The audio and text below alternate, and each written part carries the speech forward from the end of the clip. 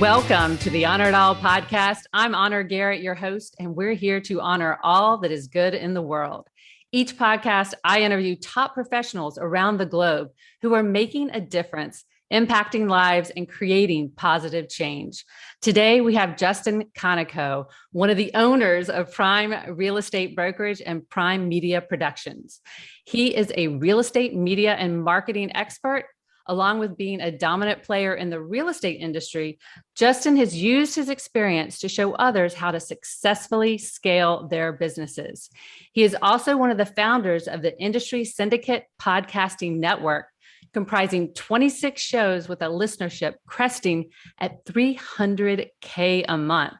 Justin is no stranger to public speaking as he runs a weekly podcast titled Prime People Podcast. That's a tongue twister. Yeah. But what I think makes Justin so amazing is his ability to take all the things he does and approach business and relationships with a completely fresh perspective. I'm so honored to have you here today, Justin, as part of the Honor It All podcast. Welcome. How are you? I'm doing very well. How are you doing, Honor? I'm doing great. Life is good. So, and I really enjoyed seeing a live from you today. And I want to tell our listeners, I first met Justin on Clubhouse or discovered him in the Breakfast of Champions room. And every time I hear him speak, it speaks to my soul. He's so inspiring and motivating. And just by your desire to succeed. And more importantly, you share your expertise so generously. So one thing I've heard you mention in the past is about the people that have helped you along the way and the connections that you've made. Could you speak to the importance of that personally? Yeah, 100%. And it's why I share, right? Like when I'm in those rooms and I'm saying the things that I'm saying, I try and stick to topics that I know, right? Which would be productivity, obviously sales and marketing through the lens of somebody that owns a real estate brokerage, media and media production, because I do think that there's a big gap in the marketplace for people that own small businesses that need to create content, but don't have $10,000 to shoot a commercial every month. And then execution, right? And I was at a stage in my life, I worked in customer service, running restaurants for years, right? So my mentor at the time owned one of the largest restaurant chains in the area and had a myriad of different companies. And I did every job in that company, right? So I was in the service industry. I was a bouncer, DJ, barback manager.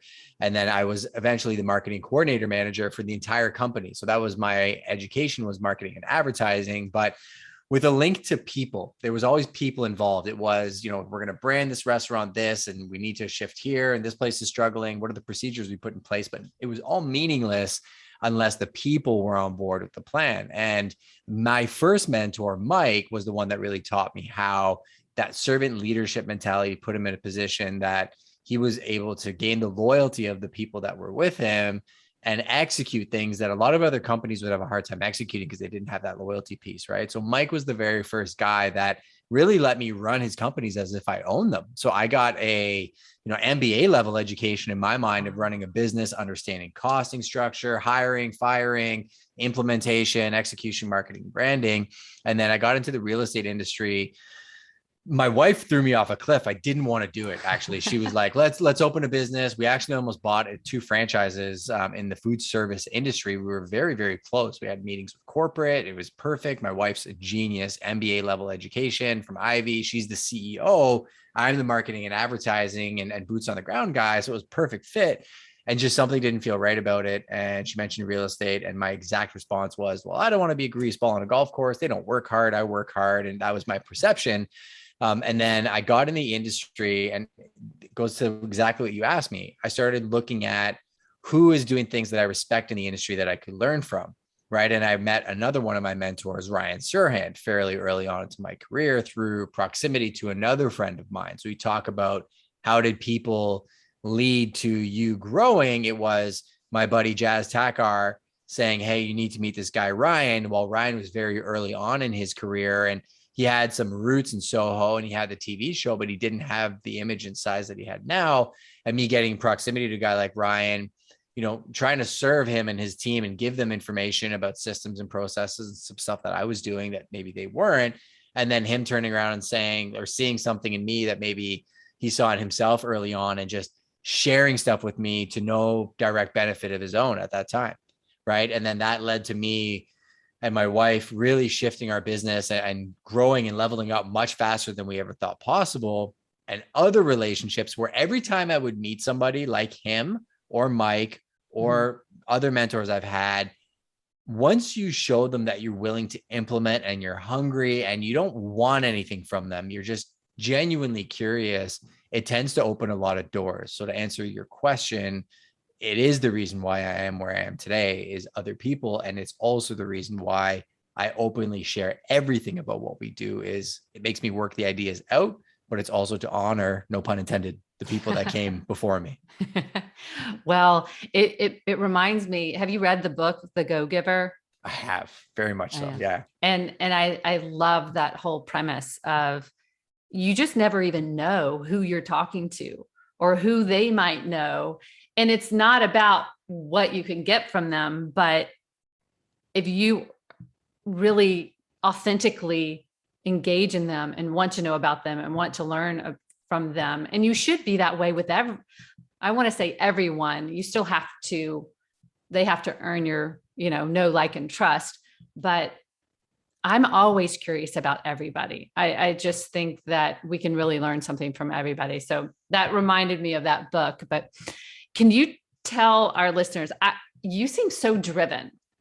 So, I mean, and it seems like you have so many projects because you do this and this, and you own this, how have you managed to accomplish all of this?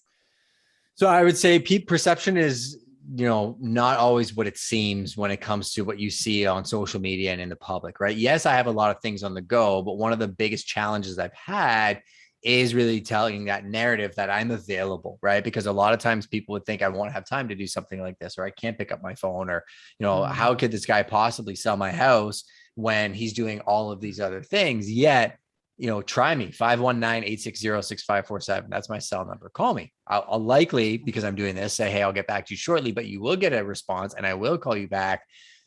The answer to your question is infrastructure and planning, right? So having leverage in people and systems is how I'm able to manage so much. And I don't need to control everything, right? I don't need to be a creative director and an editor and do color grading. And I don't need to hit the send button on my newsletter. I don't need to make sure that I look at every single line of everything that goes out, because in my world and in the world we live in today, speed of implementation and execution is everything. And then radical transparency to look back at the work that you're doing and seeing, does it map to a level of excellence you're trying to achieve, and not being afraid to cut things down is how I've been able to do it with my wife, where we'll try 100 things, probably cut out 75 of them, but then the 25 that we keep, they're ironclad. And then we move on to the next and we'll try another 100 and then we'll chop out 75 and then always keep stacking that 25, but being very fast in doing it, if that makes sense. Yeah, it does. And it's really important, like you said, to kind of let some of that control go. I think that's what most entrepreneurs probably have, is feel like it's all on their shoulders. And I've heard you speak before about time blocking, because, we all have the same 24 hours in the day, and some people get a whole lot more done than others. So is time blocking something that you use a lot, even just for your personal life? Yeah. So a book recommendation that I'd say to most people should read is called Atomic Habits, right? And it just talks about the habit stacking principle. So I'll walk you through a simple day in my life where people are like, how do you do so much? Well, it is habit stacking, right? So if I wake up now around 4:45, sometimes 4:30, I try to be at Breakfast with Champion for 5, but I like to do about a half an hour of prayer and journaling before that. I don't want to touch my phone right away. So try and wake up a little bit earlier. And I have an infrared sauna because I have a bit of a hip issue and some health issues, and infrared saunas are really good. So I wake up, turn on my infrared sauna, grab my Bible, go in there first, right? So I've already accomplished in the very beginning of my day, not touching my phone. I've done some thoughtfulness. So I've activated my brain. I've done a little bit of journaling, so I have a little bit of intentionality. And then I jump into breakfast with champions, go upstairs, grab my water, grab my vitamins. If I'm going to train, maybe I'll grab a pre-workout. 5 to 7, I'm usually moving, right? I think it's important to not touch the phone when you wake up. I think it's important to be present and mindful, whatever that means to you. I think it's important to move next before you start checking your emails and dealing with all of the things of the day. So the first, call it 2 hours of my day, there's a lot of intentionality to getting the machine going.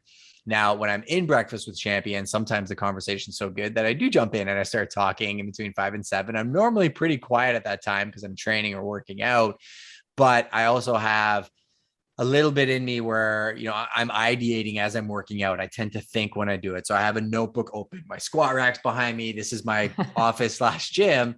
So as I'm working out, maybe in my rest pauses, I'm just brain dumping little things that I'm like, oh yeah, I got to do that today. Or, this is a cool idea or something I hear in Breakfast with Champions. I write it down in my notebook, right? So I keep a physical notebook. I think that's important for people tactically to write things out. It's a good way to learn. And for me, it's just a great outlet. Then 7 o'clock comes, and this is where it really kicks in.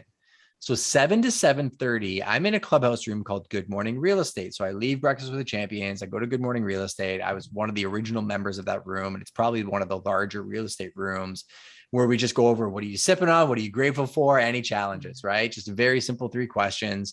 And we roundtable. And a lot of times we have some pretty high level discussions about what's happening in the market, strategies. And I learn a lot in that room, but I've synced that room up with the time that I do my mind sweep and my time blocking. So exactly what you asked. Mm-hmm. So everything that I've brain dumped on paper, what I then do is I dump it into my external brain. So the external brain concept is a point of leverage, right? It is a tool that helps me store all of the things, personal, professional, everything. Mm-hmm. And for people that haven't ever used an external brain, I'd recommend Trello, Trello. It's free. It's a very simple app. You can create cards and columns. Let's just talk about the columns. My columns, if I pull them up here and take a look at them. Goals today, urgent, this week. I have a list that's called balls up. That's a Sirhan concept of I tossed a ball up the air and I'm waiting to catch it, right? So it's, I've sent my information to Honor. I'm waiting for her to email me back. That's a you made the first move. You're waiting. Yeah, exactly. Okay. And then to sort. That's it. Those are the main lists. Goals today is just in my face every day. Wake up at 5. Now it's 4:30. Don't touch the phone. Write down gratitude and goals, so on and so forth. Right. So my goals are just visually there. I never even have to touch the column, but I see it always in proximity. Then my urgent list is never more than 6 to 8 things, urgent things I have to get done. If you can do 6 things a day, you will move mountains, 6 major things. Then this week, balls up and to sort. Now, the key is every night before I look at this list and I move it around. So I'll go through my urgent list and I'll be like, oh, Blairmont Terrace, that's actually done. Nathan's taking care of that right now. Okay, I can archive that. Oh, YouTube guy dropped that yesterday. Done. Jason, Grogan, Alicia. Oh, you know what? I'm waiting for a response from them. I'm going to move that to the balls up column. Chris, you know what? Balls up. Already dealt with that. Jim, you know what? I don't have to do that today. I can do that this week. Or I don't have to do that at all. I'm going to put that into to sort column. I'll get back to it one day. So the real key concept with the external brain is 15 minutes at night, 15 minutes in the morning. If you can keep a regular cadence of that, you can already see how your productivity exponentially increases because your willpower isn't being drained, managing all the things in your day. Oh, I got to get back to that person. I got to do this. I got to do that. Right. And that's a real thing. Then when I said mind sweeping and time blocking, once I have my core 6 and the things I want to accomplish, I open up my calendar. So I take the things that I want to do and I physically put them on my calendar. Wow. And if it's not on my calendar, it doesn't exist. That's how I just have to live my life at this point. Right. And the last piece of that, when I'm looking at my calendar, the concept of the calendar is I treat it like Tetris. So I've got all of the things here. Mm-hmm. I think I've done most of them. There's one I didn't do, actually. I looked at it now. It's time blocked for 9:15. I'm not pressed about it. After we're done our call, I'm going to call these people. I'm just going to pick up the phone and I see it there. So it's almost a second checklist as well as it is a calendar. And if I don't do these things today, I can look at my calendar and be like, is this actually important or should I do this tomorrow? Right. So your calendar now becomes a supercharged assistant to help you organize what you have to do. I'm actually going to go to the beach after this. I'm not going to call those people because I promised my daughter I would, but I've got some perspective now on what do I have to accomplish? When am I going to accomplish it? Is it actually humanly possible in my calendar? And then the last piece that I would layer and tell your audience to do is create separate calendars for the different things in your life, right? Your faith, your family, your finances, and your fitness. Simple as that. Mm-hmm. For myself, it's my work calendar is blue, my family calendar is yellow, my personal Justin calendar is green.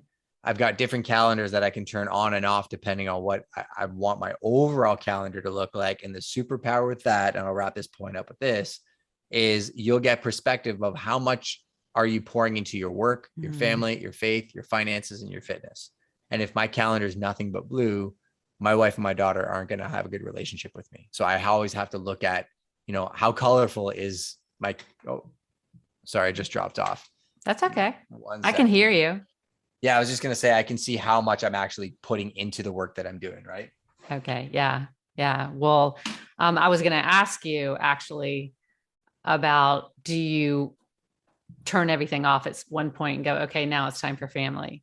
Let me switch my camera and I will answer that question. Yeah, sure. Take your time. You guys are going to get the behind the scenes. So you're going to see my entire gym.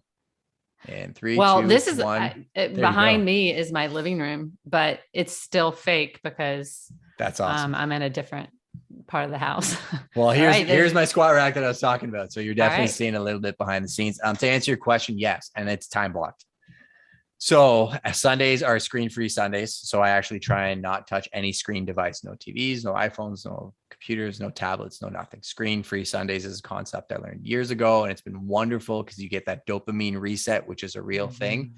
I try every night to have dinner and be here present, 6 to 8 o'clock, but we're going away in a little bit and I'm going to have to work late over the next little bit to make time for that time we're going away. So it allows me to kind of do that. But in my calendar right now, it says 5:30 to 7 p.m. family dinner time.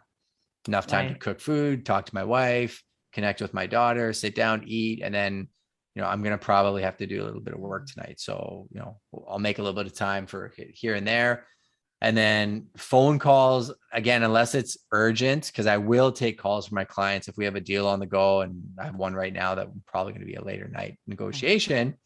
It is what it is. But I'd say 90% of the time, I try and just turn the phone off and leave it here after about 8 p.m. because I think we have a bad tendency in this world of thinking we need to be available 24/7 when truthfully, a lot of business can wait until the morning. That's so true. I sometimes we think we're so much more needed than we actually are.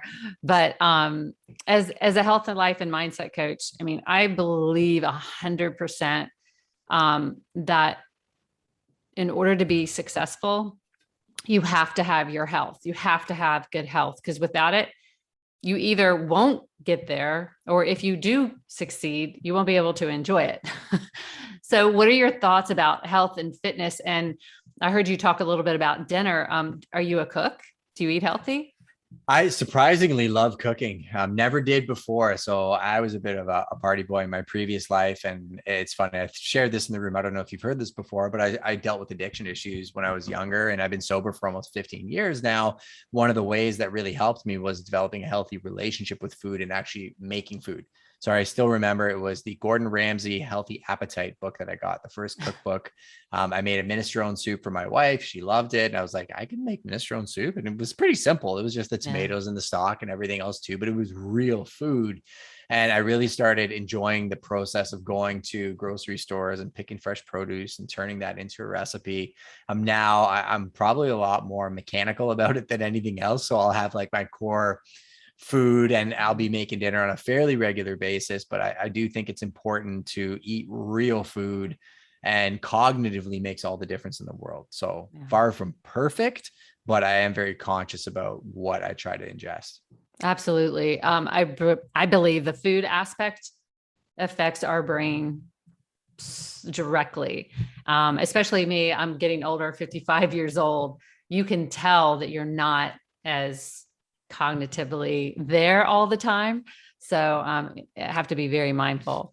Well, put it this way, right? Last night, so I say that, I'm not always perfect. My issue that I'm really trying to deal with is late night snacking, right? After 8 p.m. I know it's not good for me because I'm typically going to bed at 10, but I burn so much energy through the daytime. High energy, obviously I am. At nighttime comes, I'm like, oh, look, an entire box of croissants. I'm going to eat like 6 of them. Right. And then you'll do that. And then you'll wake up and you'll be literally, it's a brain fog. Like I can see it so clearly when I'm eating well versus when I'm not eating well, how different my brain function is, my energy level, my attitude, how nice I am and pleasant to be around. Like you will notice drastic shifts in your personality depending on what you're eating. Is your wife into fitness as well? She is. Yeah. I mean, we're very active, right? We live in a little beach town and, like I said, we're going to go to the beach after this too. So we try to stay very active, but a very, I think, whole food approach to our diet. We're not very restrictive, but we try and at least know that we're getting clean food and what it is and where it's coming from. That's awesome. Well, I wanted to touch on a couple things. So my husband is a football coach. He has been since he used to play, but since we've been married, he's been a football coach. And honestly, leading a team is literally so natural for him. It's his genius. So what would you say your genius is? I think finding the best in other people, right? And pulling it out of them. Like I can usually see things in people that they can't see in themselves and drag it out of them, probably because I'm just very direct in the way that I communicate with them. And I just try and be a mirror. I'm very big on not trying to ever lead by telling somebody they need to be me, right? It's usually seeing something you're passionate about. My wheels are already spinning, right? What you're trying to accomplish with this podcast, maybe your husband, the world that you're in. And well, okay, who do I know that might be able to connect you and help you succeed in your goals? Or, how can I serve you so that you feel like, okay, he's watching now and I got to do this, right? I think that's my biggest thing is being able to bring out more in people than they see in themselves. Now that's beautiful. And honestly, that's what it's all about is relationships, back to what we started with. Everybody just helping and encouraging and mentoring each other. And that's what's so important. Sometimes we learn the most from our biggest failures. I like to call them growth. What has been your hardest but most gratifying lesson in life?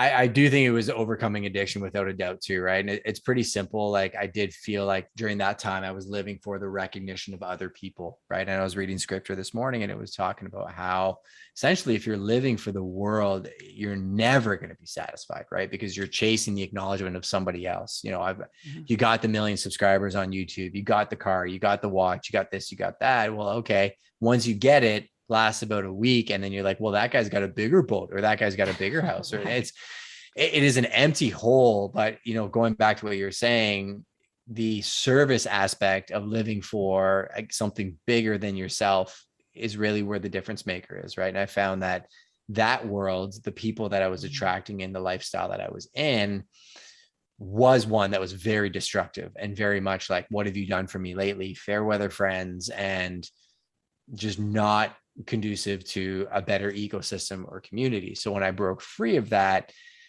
I got some perspective that I was inherently beautifully and wonderfully made. Like it wasn't about what I could do. And again, I keep going back to my faith because it is integral to where I come from.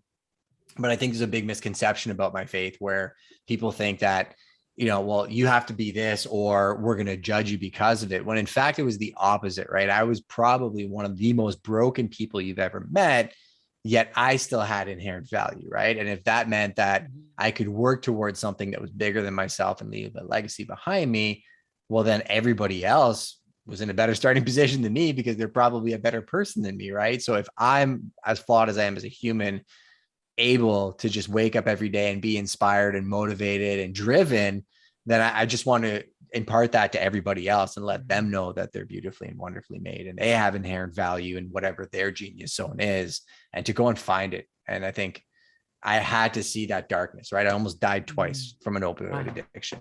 And I was just like, I've seen what that's like. So I can see people that are stuck in that life and tell them there's another life that's out there for them. They have to believe it. Well, this might be personal, but you can tell me if you want to answer it or not. But I obviously your faith is important to you as it is to me as well. Did you find your faith in the Lord when you were going through the addiction, or did someone help you? And or did you always have it? Like where did you grow up in it?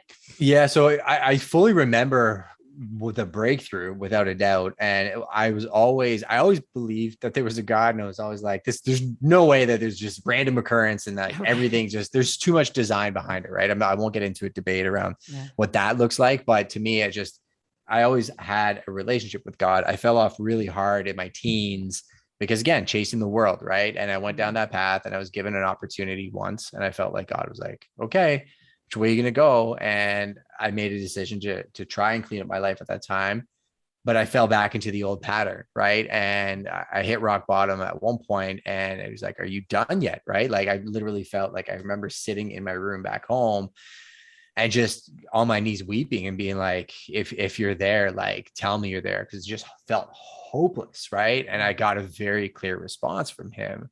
And I was like, oh, okay. And I just felt like I got a response. Right. And then I went down that route, and I tried to go down the path of becoming the man that he had meant me to be. I heard somebody say once, the definition of hell is dying and seeing who you could have been. Right. Or God saying like, this is what I had for you. Right. You still have to make the choice. You're the one that has to activate it, but this is what I made you to be. Right. And I found that I got clarity of purpose, but then I fell back into the world again. So it's not like it's a one-shot solution and I'm perfect. It's a process continually, right? It is. And I think, I grew up Catholic, and I grew up going to a church where I think from Catholicism's perspective, a lot of times it's like, hey, you got to go to this guy, then talk to this guy, then talk to this guy. We happened to have a priest at the time who was very much like, no, you can talk directly to God, like just go into prayer and do that. And that was a glimmer that kind of left me to the relationship that I have with my wife. And that was the very interesting part. So when I met my wife, I met her mother, and her mother is a warrior for God. They operate a business in Southwestern Ontario, but her fingerprints are all over the globe with some of the stuff she does, and you would never know it. And I was really able to bounce things off of her, right? Like really challenging questions about difficult things that happen in the world, and how does God let this happen? And what does this mean? And what does this mean? And I got just pretty much the same answer from her every time. Like, why don't you ask him? Right. Like in an indirect way. So as I developed my relationship with God, I had a couple of things happen to me from that period on that just shook me to my core. That made it's as real to me as it is if I walked outside and met my neighbor. Right. That's and awesome. I said, hey, I know this guy because I had the experience of meeting him and having a conversation. That's how I can be so convicted in my faith and turn around to somebody that maybe would mock me because of my faith and be like, you believe what you want. I know what I know. Right. And that was the breakthrough, was that relationship development that led me there. And I always tell people, I mean, once you know something, it could be about your faith. It could be about anything else. It could be about something, that's going on in the world today. Once you know something, you can't go back. Like you can't unknow it. But there are people in our audience that are struggling right now, I'm sure, because of their circumstances. Maybe they want to grow their business. Maybe they're just stuck in fear or paralysis. Do you have any encouragement that you might share with someone? Yeah, it's a long road, right? I think people think if they're not getting immediate results that nothing's happening, but you're from health and fitness, it's innocuous, right? It's me saying no to the croissants last night, and then maybe saying no to the pizza tonight at 8:00. And then maybe I eat a pizza the day after, but hey, I got 2 out of 7 days, and then I'm going to work at 3 next week. It's what I say in Breakfast with Champions all the time. It's not 100% one day. It's 1% a day forever. And then you look back and you'd be like, how did I get here? And I feel imposter syndrome all the time, where I'm like, well, I don't really have any business giving advice. I'll tell you my experience, but ultimately you're the one that has to really formulate what your perfect life looks like and do the work and here's the biggest tip, be radically honest with yourself.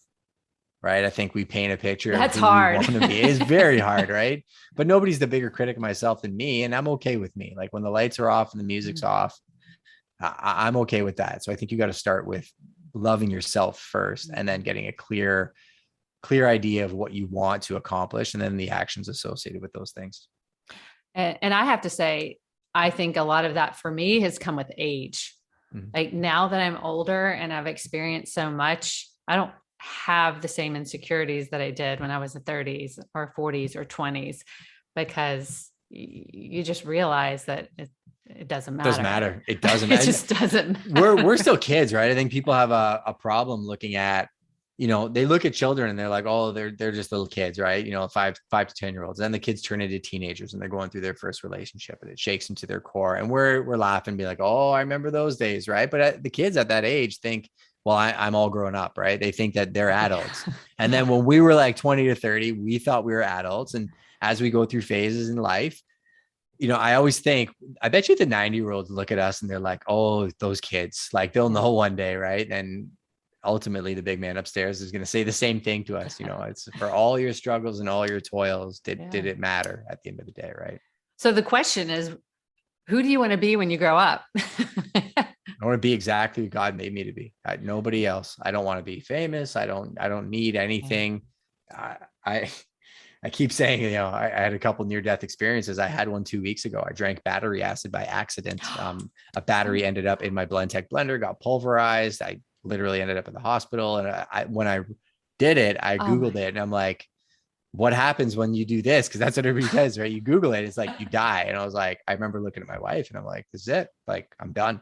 Right. And by the grace of God, I made it through and I'm okay. The doctors and the ambulance driver was like, what? They were super confused, but I still remember being at peace with it. Like, would have been sad for sure for my daughter and my wife, but I was at peace with it. If that was it, if that's all I had. Right. So if you want some advice about like detoxing, you might need to do some detoxing though. Yeah. I've been doing quite a bit of things I've had to do over the last little bit. Right. But but running restaurants for 10 years made me more immune than most people to something.